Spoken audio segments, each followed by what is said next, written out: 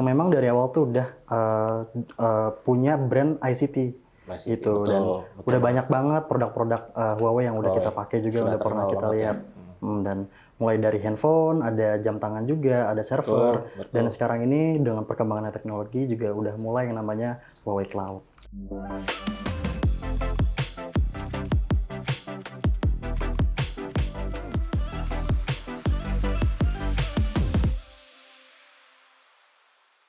Halo teman-teman, welcome back to Tech It Easy.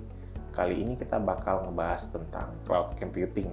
Nah, nggak kerasa kita sudah di episode ke-15, dan di episode kali ini kita sudah kedatangan salah satu expert dari salah satu subsidiary kita, PT Mega Buana Teknologi, yaitu Mas Raka. Halo Mas Ras. Halo Mas, boleh perkenalkan ke teman-teman kita di rumah? Oke, halo teman-teman, perkenalkan saya Raka Aditya Bisono. Saya pre-sales dari Mega Buana Teknologi untuk Huawei Cloud. Oke. Nah, Mas Raka, kita nih kali ini kan ingin bahas tentang cloud computing, yaitu terutama salah satu produk yaitu produk Huawei Cloud. Nah, sebenarnya kan kalau kita bahas tentang cloud, itu sebenarnya di masyarakat kan sudah banyak banget produk-produk cloud ya. Nah, boleh ceritain sedikit nggak apa itu Huawei Cloud? Oke, Huawei Cloud seperti yang kita tahu ya, mungkin Mas Gilang pernah dengar juga nama brandnya Huawei, yang memang dari awal tuh udah punya brand ICT gitu, betul, dan udah banyak banget produk-produk Huawei yang udah kita pakai juga, udah pernah kita lihat. Dan mulai dari handphone, ada jam tangan juga, ada server, dan sekarang ini dengan perkembangan teknologi juga udah mulai yang namanya Huawei Cloud. Oh gitu. Oke, akhirnya sekarang dia juga punya cloud service-nya, dan itu udah dengan branding namanya yang sangat terkenal, udah nggak perlu diragukan lagi lah ya. Betul. Oke, nah berikutnya itu kan kalau kita istilahnya produk, suatu produk kan kalau kita seberapa mudahnya kita menggunakan produk ini, bagaimana kita registrasinya gitu, apa semudah itu Pak? Untuk registrasi sih mudah ya, teman-teman cuma perlu untuk masukin email aja, terus ada negara dari mana, terus ada nomor telepon, lalu ada password. Kalau udah dimasukin semua, tinggal diregistrasi aja sih. Oke. Berarti semudah itu sebenarnya. Nah, kalau untuk produk atau fitur dari Huawei Cloud sendiri itu ada apa aja sih? Oke, kalau kita ngomongin fitur ya teman-teman, Mas Gilang, semua yang namanya base-nya cloud itu sama. Yang bedanya itu cuma dari sisi namanya aja. Kalau di Huawei Cloud itu ada yang namanya Elastic Compute Server untuk computingnya. Terus juga ada di database, ada RDS, namanya Relational Database Service. Itu ada Postgre, ada MySQL. Lalu juga untuk storage juga ada yang namanya Elastic Volume Service atau EVS. Juga ada yang namanya Scalable File Service. Jadi kalau misalnya kita bandingin dengan kompetitor yang memang bergerak di bidang cloud, itu sama aja sih. Sebenarnya mirip-mirip lah ya. Mirip-mirip beda aja. di namanya aja sebenarnya. Namanya aja, betul.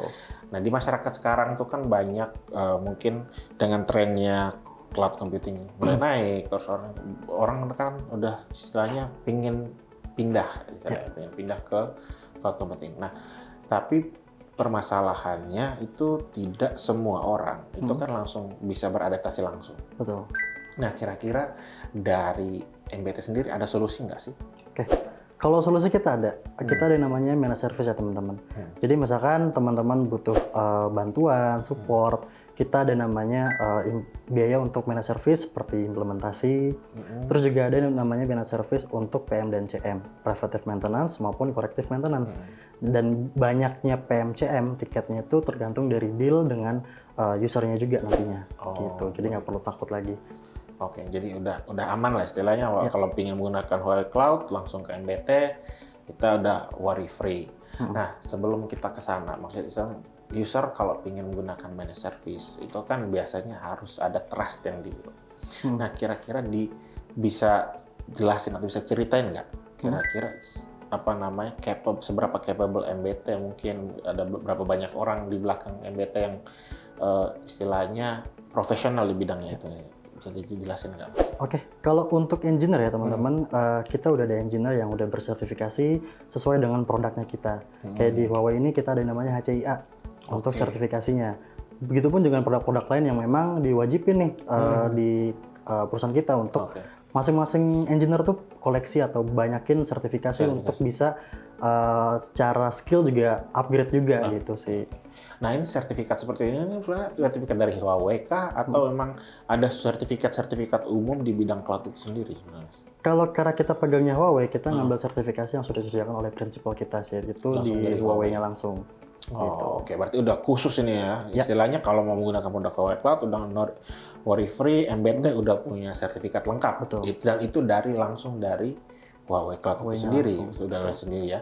Jadi buat teman-teman di rumah nggak usah mikirin ini istilahnya, ini bukan sertifikasi umum, ini udah khusus dari Huawei-nya itu sendiri. Oke. Nah, setelah itu di masyarakat sekarang itu kan istilahnya orang banyak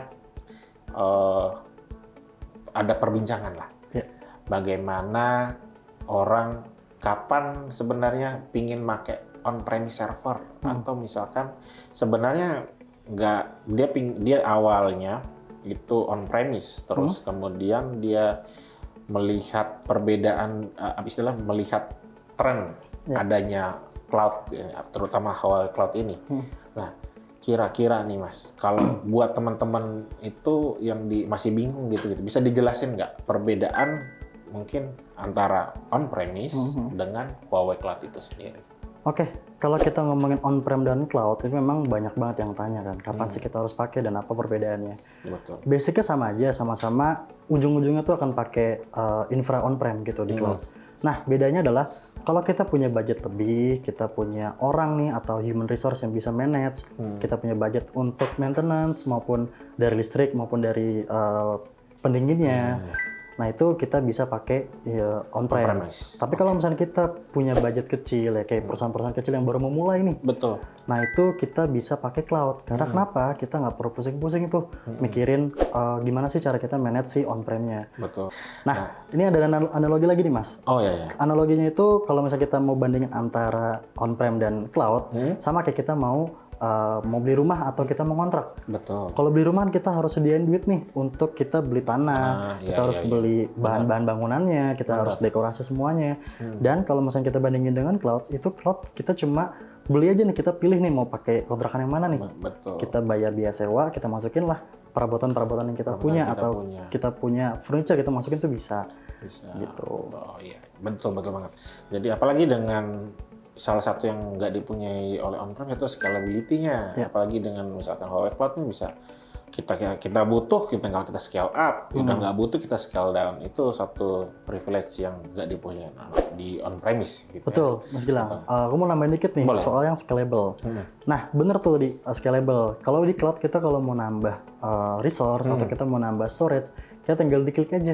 Kita nggak perlu repot-repot lagi untuk beli harddisknya atau kita beli tambah hardware lagi. Betul. Itu butuh biaya lebih dan butuh waktu lebih banyak gitu. Iya.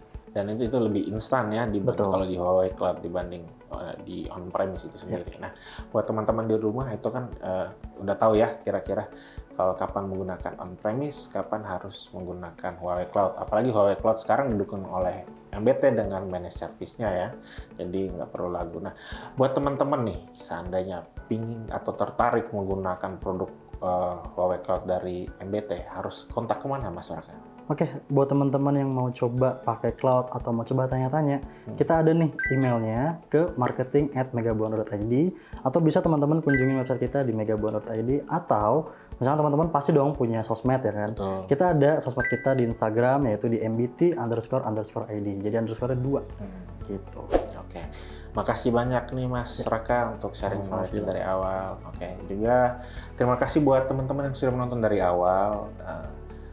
Buat teman-teman yang sudah menonton, jangan lupa komen, like, dan subscribe.